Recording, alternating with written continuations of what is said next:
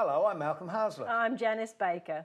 Now, when you see a live performance or a concert, now, do you actually think about who's put it together and what actually goes on behind the scenes? Well, I suppose I do more than most people because producing stuff, we're more conscious of booking the people, organising musicians, the arrangements and all of those things. And guess what? We're going to meet somebody who does all of those things and lots more next on Our Time.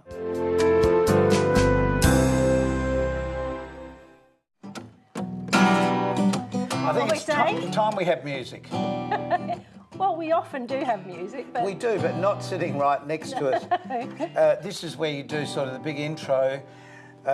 Everybody, meet Rob Pippan.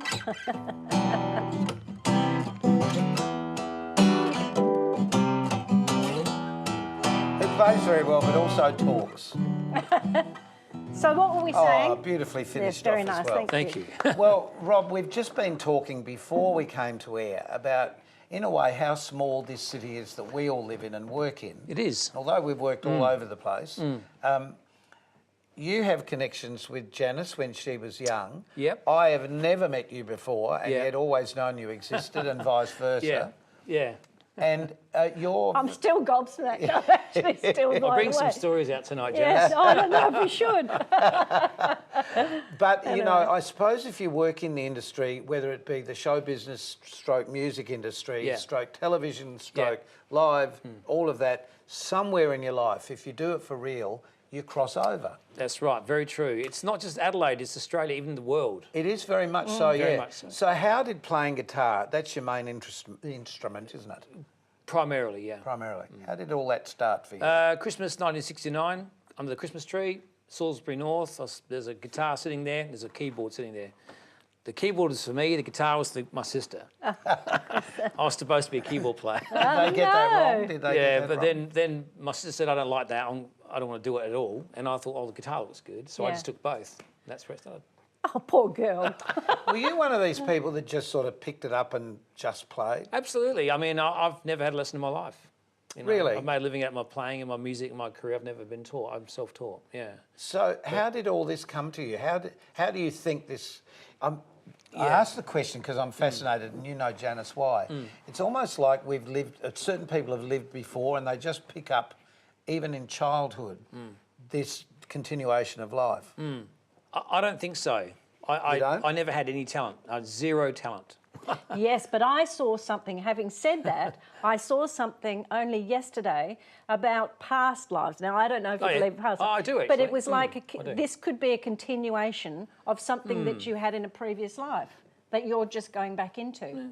Could be. Well, I've certainly seen people like that I are have. talented right from the word I know, go. and some unbelievable. Well, yeah.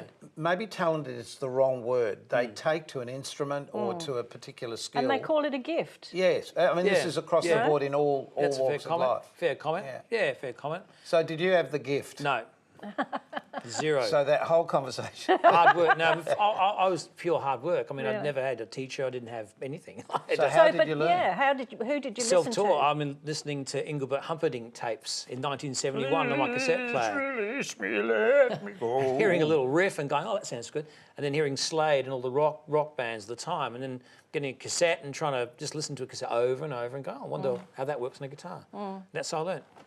It's insane, really. What about reading and writing music? Yeah. I still can't read dots, which is ironic because I'm a musical director and have been for over 30 years, and I get hired by major artists who work for them all the time, but I don't write dots. But my skill is more I can hear an album and work it out in minutes, literally. Pull it apart and reproduce every it. instrument I can transcribe almost immediately. But you also arrange That's a yourself. gift. Yeah, So I'm a songwriter as well, and I'm Yeah. a composer. I just don't write the notes on the stave as such. Okay, so you record it? Yeah, record it, yeah. Yeah. Record. I mean, I write chord charts and, I know my theory inside out and scale theory inside out. And Yes, but how did that come to you? Again, just through hard work? self-study. Yeah, I mean, my generation, we didn't have universities that taught this sort of stuff. No, that's right. We literally, unless you were in the late 60s, early 70s in Adelaide, all you had was classical and jazz teachers. There was nothing else. And you had to learn to read music to do lessons. Yes. Yes. And Dad said, "Oh, I want you to take formal lessons." And I didn't want to read and write music. I wanted to just play. Yeah. Yeah. Well, give me a Slade song. How do I play? That was the question, you know. Actually, that's a really valid point. There are some people that are the performers and some people that are the writers. Exactly. Then they didn't used to always be the same. No, that's right. The fact today, though, is that most musicians have to write their own stuff, perform their own stuff, That's right. and hopefully sell whatever CDs or Exactly. downloads now at Yeah. the front door of where That's the right. venue. You know, because everything's been eaten up by That's right. bigger business. So That's the right. little guys who actually make the music are left behind. You have to keep making your own music. That way you can make some publishing income and record sales and stuff. Exactly. Now, we've got some shots here of you as a young musician Have a look. playing with a band. Flame.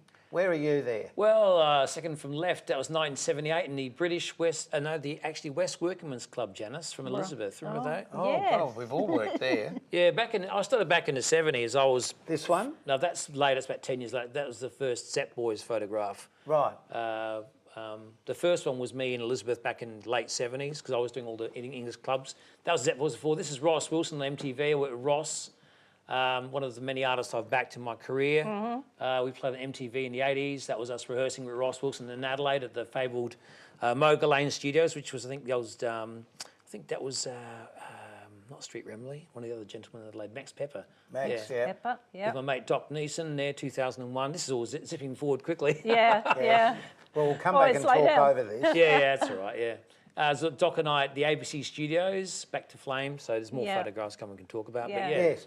So just to give people an Yeah, idea sure. of that era that you sort of grew up in. 70s era was interesting for me. I mean, I remember I was about 9 or 10 when Daddy Cool exploded and I was seeing them on black and white TV. I was watching Uptight, Yes, Move, In Time. In Time. I was watching Yes. those shows in the late 60s when I was a kid. Yep. And I just fell in love with music and artists and I just thought, that's fantastic. And so when the guitar came, I thought, well, okay, I'm going to start learning those songs. And that's how the voyage began for me back almost 50 years So ago. did you start door knocking to find, can I work with you guys? Look what I can do. Was it? I had a mate next door. We played a bit of guitar. We formed our first little trio back in 1973, 74. And then put an ad in the Messenger paper back in 1976 looking for musicians, and a whole bunch of people answered the ad. And that's how I started. That's how Flame formed in 1976, I think it was. Wow. And I knew Janice's brother back in the 70s. We went to the same high school, so it's all... Isn't that amazing? I remember you is. had long red hair in those days, I Janice. did. It's still red. Well, Yeah, long, not yeah. not that long ago. Yeah, but what interestingly for someone like myself, what really gave me the passion was I saw, and I was aware of yourself, Malcolm, back in that period of time in the work you were doing in television and live.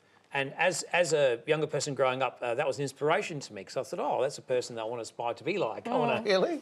Absolutely, yeah, because, you know, I remember seeing Daddy Cool and thinking, wow, these guys are older than me and they're having a career in music. And going, oh, I want some of that. Yeah. Right. Yeah. You know, and I was very respectful of the fact that someone like yourself had been working a long time at that point in your career, because I remember seeing you in the 60s in TV and whatever you were doing at the time. You've been around a long probably, time. Well, yeah. Probably in the print media and various things. Do you know, it's really funny to say that because, as you would be, we're not really aware of how people see us on the outside. And I suppose Yeah. you hope that you do inspire somebody to do something. But speaking of inspiration, we've got to take a short break to inspire us for a moment, and we'll be back with a lot more inspiration after this.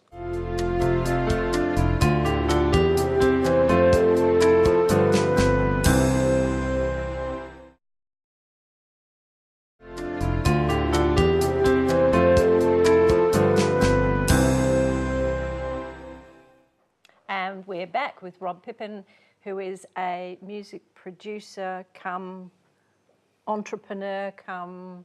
Composer, What would you... Yes, arranger, we could keep going musician, on and booker, organiser of... Wear a lot of hats, yeah. Well, isn't that the best way though? Because in this country, particularly, by doing that, it means that you're really crisscrossing the whole industry. Yeah. Everybody knows you exist. Oh, Yeah. get that guy, Yeah, do yeah. that. Yeah, exactly. So, working with the bands when you sort of first started, yeah. how did that fragment into? We were talking before about seeing bands overseas and then saying, "Oh, wait a minute, I can do that. I can." Yeah. In a way, knock off that arrangement. We Yeah. can make a band to sound like that because we'll never see the band live. Yeah, exactly. Yeah, well, the thing is that in Adelaide back in the, say, 60s and 70s, cover bands were the big thing, of course. And so that's how I started off my career, being in cover bands, learning the top 40 of the day, and then you'd go to do your circuit shows in Adelaide. And that's how I cut my teeth. We'd get a new single by whoever at the time, work it out, play it live at the Bridgeway, or play it at the Octagon, or play it wherever we play. Yes, Bridgeway, Octagon, there you go. Well, again, for those people interstate, these they were very famous. They sort were of the popular both meeting places to go. Yeah, disco. Were they called discos? They then? were actually for a while, yeah. Yeah. Late 70s, yeah, definitely. Mid 70s even, yeah. But then that obviously progressed into, well, the Zep Boys, for example. How Yeah. did that all come about? Well, I'd spent getting close to 10 years playing just local cover bands, and I didn't think there was anywhere further I could take that idea. And I was reading Duke magazine, a famous magazine at the time, and there was a little article in there about a band in London doing Ramones covers. And I thought, if you're a fan of the Ramones, you can see this band in London who does their songs, because they don't play in London. That's a good opportunity. I thought, it'd be a good idea to have a band playing Led Zeppelin covers. It just fell out of me in a nanosecond. I went, hang on, that's an idea. I could do that. There you go. And at that stage, there was no such thing as a tribute act in Australia. So I got on the phone call, Smithler didn't know, and said, look, I've got this crazy idea, do you want to do it with me? And they all said yes. And that's how the whole thing started. Because it would obviously be a market. They were popular, but the chances of seeing them in those days was pretty slim. Well, they'd broken up and the drummer had died, so there's no chance to see Well, in that case, yeah. We got some more shots here from your career. Let's just have another look at these, because some interesting things here to see. It's progressing after the Zep Boys. That was one of the major shows I did. John Farnham there, Mick Peeling, Jim Keys, Swanee, John Schumann, Lisa Edwards, some all friends and colleagues of mine. I've spent many decades, 3 decades now, working with most of those artists as their musical director when they come to Adelaide. Yeah. That was when I was in a band called Tower Principal. That was taken at the Budokan Theatre in Japan. We came second in the world in the Yamaha Song Contest. And Wow. we were, voted Fantastic. second best unsigned band in the world in 1990. Which was amazing. And that was a little side project I had going at the time that no one really knew about. So, yeah, the Budokan, amazing theatre. Yeah. I was working with Graham Bonnet, the famous English singer, for a few years. He lived in Adelaide, of all places. No one could believe he was here, but his wife was from Adelaide. Yeah. He met her at Jules nightclub in '78 when he was here promoting Warm Ride. That's happened a lot, though, actually, over the years. Funny. People sneak into Adelaide and live here for a while. Yeah, so he snuck in and I was with him. That's for 2001. That's in Albert's in Sydney. I was signed to the Albert label in, home of AC/DC back in 2000 by FIFA Cabono, who's their manager, managing director. And I've been with them for 17 years.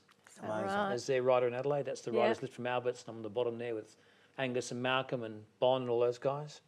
So a lot of people don't know about that part of my career. I've had a very lengthy career as a songwriter here in Adelaide, but a lot of my stuff's played nationally and internationally. And here's a familiar character. Humphrey Bear, one of my clients over the decades. I was Humphrey's musical director for about a 10-year period. Is After that Phil how you- Kinane. Well, you said you've never met. No, so we didn't, you because I'd all those finished doing the years. show then. Isn't that amazing?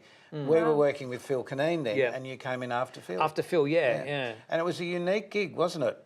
Totally unique. Yeah. Yeah, because when I came in, it was they wanted to change the direction of it, make it a bit more pop, a bit more pop rock. And that was my brief, here's a bunch of lyrics, let's write some pop rock songs. You got that job then instead of my brother Peter, because I reckon he went for that job too. Oh, okay. if I remember town. rightly. And we're all still talking. There you go. Well, that was... What, did you ever have a plan for the future? Did you ever have, like, I want to be a... Or has life just rolled along and you just said yes to everything? Just said yes to... I did the same. Well, we've all done we've the all same. done. The You have opportunity to. comes along. Well, I think becoming a producer is kind of like a realistic thing because you got an idea for a show, Yeah. and someone's got to put it all together, as the saying. Yeah. And that became me, and it became you. And Yep. I'm not sure about all your career path in the past, Janice, but I'm sure you've probably been confronted by the same thing. Yeah. Yeah, If me you're the- saying, do you want to come and do this? Exactly. So before you know it, you're the chief cook and bottle washer. Yeah. You've got to find all the people, and that's one thing. And you've got to pick the material. That's another thing. Then you've got to Yes. organise a rehearsal, make sure you got the right charts, and then organise a show, and then production and crew, and here we are. Venues. Producers. Lighting, sound and scenery Yeah. and the venue itself. The And, venue, the promotion. and a lot of people don't realise how much goes into that behind the Absolutely. scenes because you only see essentially the finished product. Exactly. Yeah. But did you have a great ambition, I want to be a #1 recording artist, or were you just happy to be a working... I think partly working, but I mean, I wanted to see if I could work with a lot of my heroes. Yep. You know, We've which I certainly didn't think done was that. possible, but it actually happened. Pretty much every musical hero I've had in Australia, I've worked with. Well, without trying to miss out any, drop a couple of names.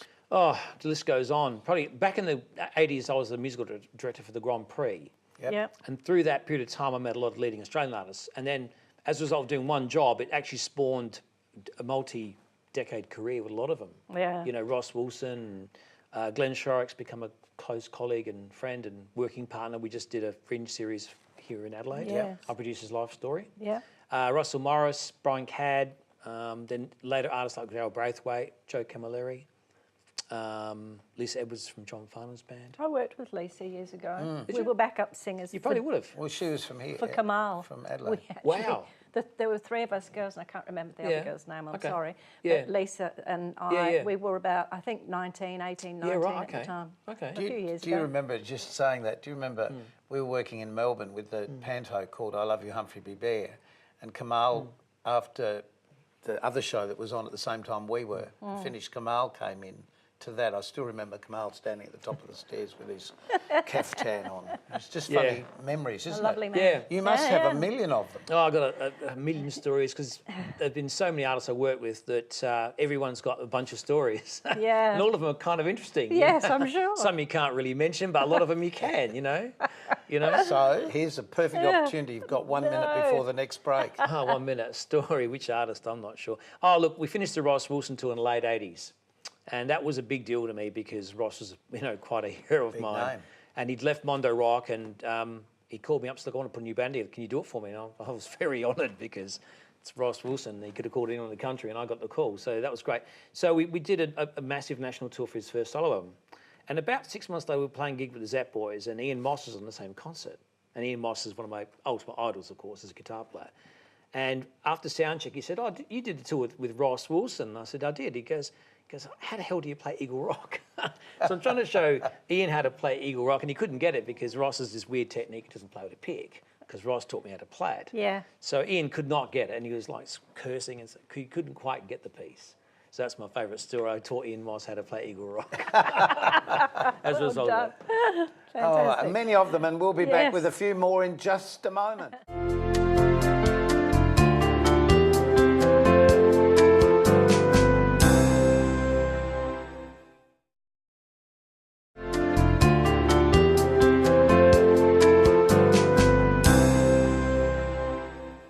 We're still here, We are with Rob Pippan. hearing lots of interesting stories. Yeah, musician extraordinaire. What a pity we had to leave you for a minute because we just heard some very exciting stuff.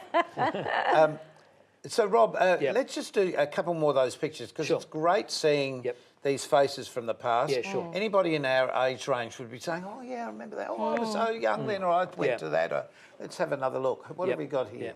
Twilight. So I became an honorary Twilight in the year 2000 when Glenn reformed the band with Terry Britton. They did a few one-off shows, and I joined the band, and that was an incredible honour.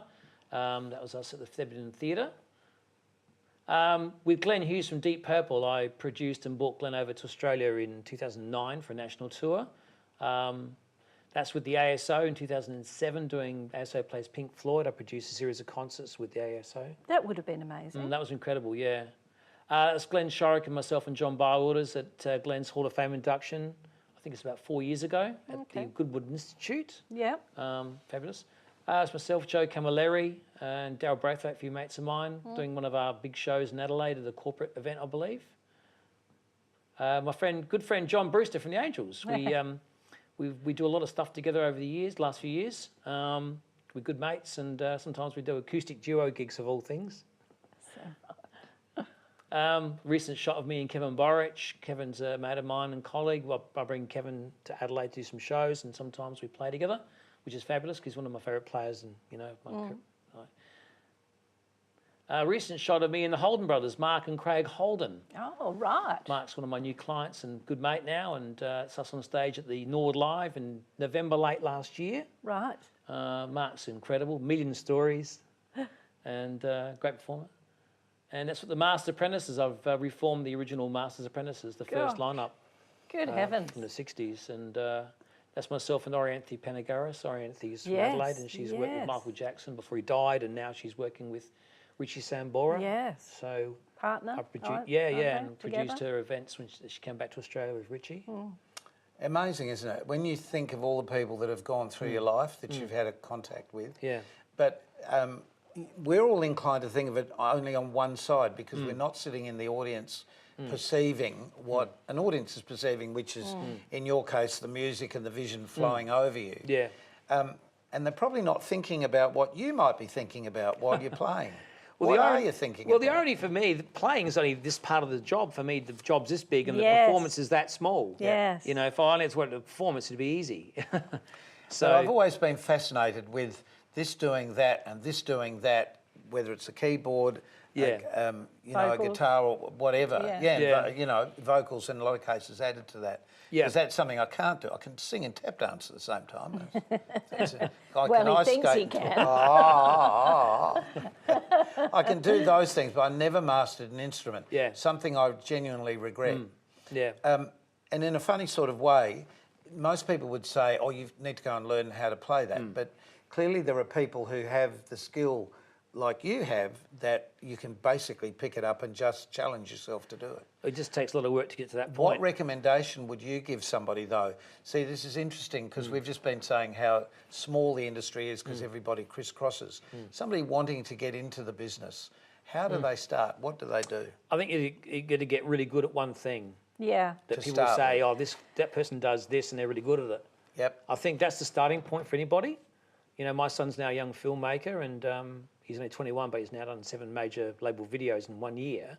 But he's getting good at what he does and he's getting noticed for that skill. So Has he more or less got that from you, do you think? because he grew up in a creative household, I think something rubbed off. But he makes films. It's different to me as a musician. But there's a time because it's creative, a work I suppose. ethic, though, don't you think? I think so, yeah. Because you've got to start and finish something. So your big work ethic at the moment is working on what? There's a lot of things happening. Got the Umbrella Festival coming into Adelaide, you know. So I've got Phil Emmanuel coming to Adelaide for me. He's a good mate of mine. Doing another thing called Night of the Guitar, which will be a big guitar festival for Umbrella. And hopefully Kevin Borich as well. So that's that one there. I'm working with a guy called Stuart Darietta, who's John Waters' working partner in the Glass Onion. Oh, yes. And we're trying to work on a symphony orchestra project for 2019 with some orchestras in Australia. Then there's various shows. I've got lots of local bands I'm still working with occasionally in Adelaide, like Rumours Fleetwood Mac show or East Cultures show. So every weekend I'm playing gigs. So Busy. Yeah, I've always got a lot happening. Do you take a day off? Not really. Sundays. I like it. I like what I do. It's Just one son, or have you got other children? Got two kids, Two kids. 2 boys. You know, my other son's into selling Rubik's Cubes on Amazon. He's becoming an internet mogul, you know, which is great. He's only 18, but they're going great. It's Rory and Billy, yeah. But playing to you, is it more or less like walking? Absolutely, yeah.